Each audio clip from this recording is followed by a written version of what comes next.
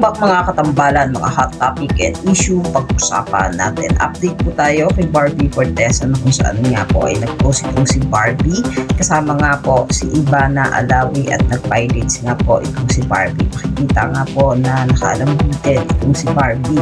At kasama nga po ni Barbie itong si Ivana at ang coach nila na si Kim Prada. May caption pa nga po doon na thanks Coach Kim Prada. Ayan. Finally, nakapag-pilots din kami kasama nga po si Ivana Alawi at sa caption naman po ni Barbie doon habang nag-pilots ay give up mommy Ivana Alawi. Saan nga makikita itong si Barbie na talaga namang napaka-sexy habang nag-pilots at sa post nga po nitong si Barbie ay yung kanyang photoshoot para nga po sa Mighty Clean kung saan nga po ay makikita na naka-red itong si Barbie at hawak pa nga po yung Mighty Clean na detergent at ang nalalapit nga po ng pagpapalabas ng Kontrabida Academy na pagbibidahan nila ni Eugene Domingo.